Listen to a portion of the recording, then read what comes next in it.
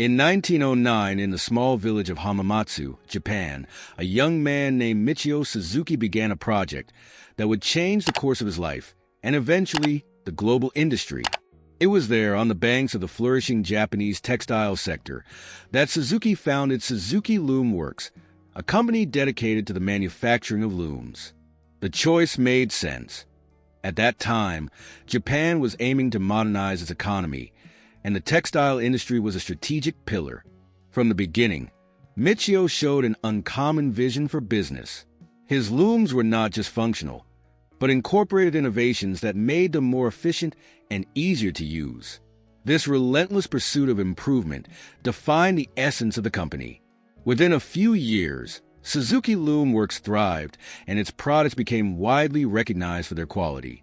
Despite the success, Michio knew that the loom market, although promising, would not be enough to sustain long-term growth. His curiosity and ambition led him to look beyond. As Japan entered the 1930s and technological modernization gained momentum, motorized transportation began to capture his attention. He believed that the future of mobility lay in affordable and practical vehicles that could transform the lives of ordinary people. This vision began to take shape in 1937 when the company started its first experiments with prototypes of compact cars. However, the road would be challenging. The outbreak of World War II abruptly interrupted these plans, forcing Suzuki to redirect its production to meet the needs of the war effort. Although Michio's dreams were temporarily delayed, his determination remained unshaken. He understood that difficult times required resilience and adaptability, qualities that would become fundamental pillars of Suzuki. When the war ended, Japan was devastated, but Michio's innovative spirit did not falter. Thus, with the country facing the challenges of rebuilding, Suzuki was ready to redefine its trajectory, taking the first steps toward affordable mobility. With the end of World War II in 1945, Japan faced unprecedented economic and social devastation. For Michio Suzuki, this was a moment of rebirth. The need to rebuild the country brought new demands, including the search for simple and affordable means of transportation that could meet the basic needs of the population. Although Suzuki was still associated with loom production, Michio knew it was time to explore new horizons. The first major step came in 1952 with the launch of the Power Free, a motorized bicycle equipped with a 36 cubic centimeters engine. It was an ingenious and affordable solution for rebuilding Japan, allowing people to travel efficiently and economically. The Power Free was not only a sales success, but also received important recognition. The Japanese government granted Suzuki a patent that ensured simplicity in maintaining the bicycle. This milestone represented much more than a technical innovation. It was proof that Suzuki could compete in a new sector and be a respected name in the mobility industry. Motivated by this initial success, Suzuki continued to diversify its production. In 1954, the company took a decisive step by changing its name to Suzuki Motor Company Limited, signaling its clear intention to establish itself in the automotive and motorcycle markets. The next major milestone came soon after, in 1955, with the launch of the Suzuki, Suzuki's first compact car.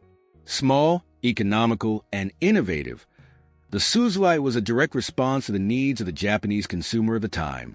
It introduced advanced technologies such as front-wheel drive and independent suspension, features rarely seen in compact vehicles of that era.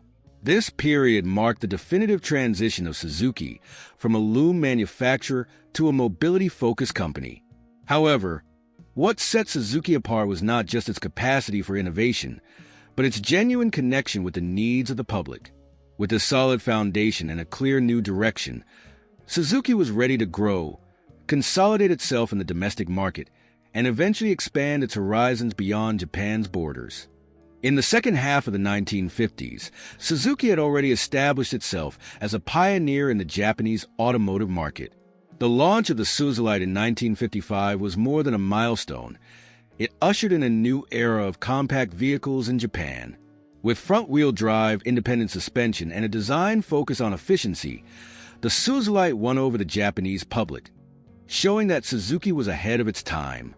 The success of the Suzuki inspired the company to continue innovating. As the automotive sector gained strength, Suzuki also began to explore another promising segment: motorcycles. Japan was undergoing rapid urbanization, and motorcycles provided an agile and economical alternative for mobility. In 1952, the launch of the power-free marked Suzuki's entry into this market, but it was during the 1960s that the company truly stood out. With models like the Suzuki T10 and Suzuki T20, the company established its reputation as a maker of reliable, high-performance motorcycles. This recognition led Suzuki to compete on the international stage, culminating in a victory at the 1962 Motorcycle Grand Prix in the 50 cubic centimeters category.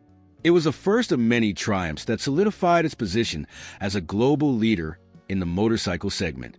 Meanwhile, in the automotive market, Suzuki continued to explore new niches. In 1970, the company introduced the Suzuki Jimny, a small off-road vehicle with impressive capabilities. Unlike other vehicles in the segment, the Jimny was affordable, compact, and rugged, making it extremely popular in markets with challenging roads.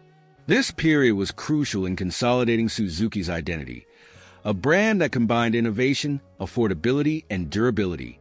In both the motorcycle and automotive sectors, the company demonstrated its ability to meet consumer needs while maintaining a commitment to quality.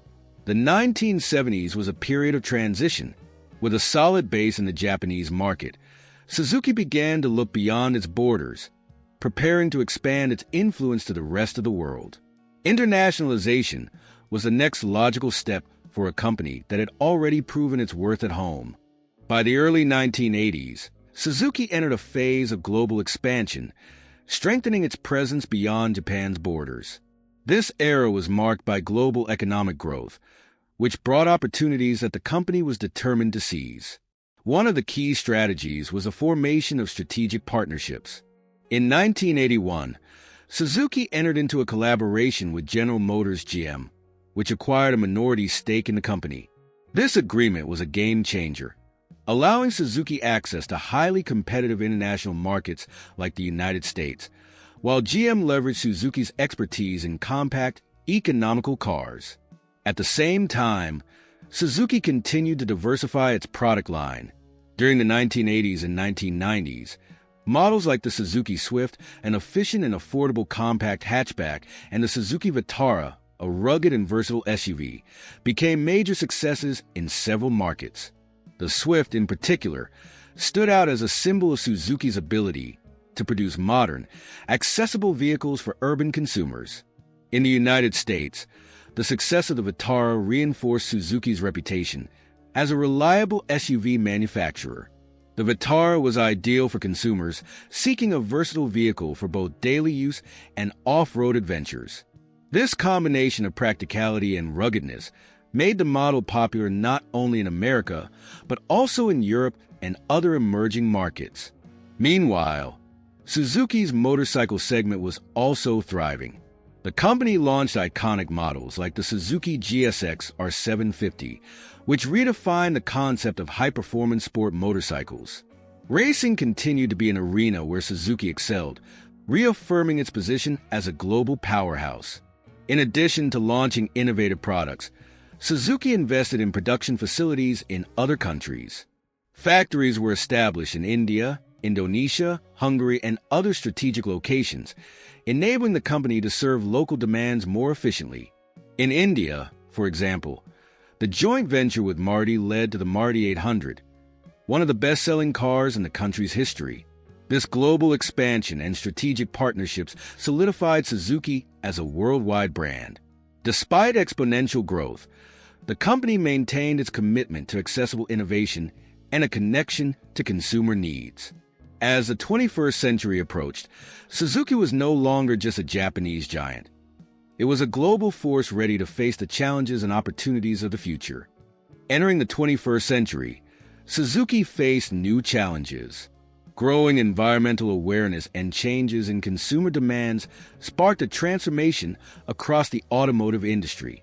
Staying true to its philosophy of adaptation and innovation, Suzuki embarked on a journey to integrate sustainability and advanced technology into its products. One of the first steps in this direction was the development of hybrid and electric vehicles. Models like the Suzuki Swift Hybrid were introduced to meet the demand for more efficient and eco-friendly cars. These vehicles combine Suzuki's expertise in compact cars with new technologies that reduce carbon emissions. Despite being a brand traditionally known for simplicity and affordability, Suzuki showed it could also compete in technological innovation. In emerging markets, Suzuki maintained a practical approach, focusing on accessible solutions for growing populations. In India, for instance, the partnership with Maruti continued to thrive. Models like the Alto and the Baleno dominated the market, offering efficiency and reliability to millions of consumers. At the same time, the company expanded its influence in Africa and Southeast Asia, solidifying its position as a leader in accessible mobility. In the motorcycle segment, Suzuki continued to innovate. Sport and off-road motorcycles, like the Suzuki V-Strom, kept the brand relevant to enthusiasts and adventurers.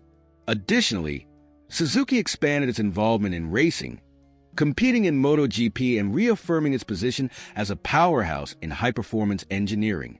Sustainability became one of Suzuki's core strategies. The company adopted cleaner manufacturing practices and invested in technologies to make its factories more efficient. It also began exploring alternatives, such as the use of biofuels and recyclable materials in its vehicles. At the same time, Suzuki maintained its focus on utility vehicles, such as the Suzuki Jimny, which continued to attract consumers with its iconic design and off-road capability. This balance between tradition and innovation allowed Suzuki to remain relevant in an ever-evolving market. As the future unfolds, Suzuki remains committed to its original mission, to provide accessible, reliable, and innovative mobility. More than a century after its founding, the company remains faithful to the roots planted by Michio Suzuki, but with eyes firmly fixed on the challenges and opportunities of tomorrow.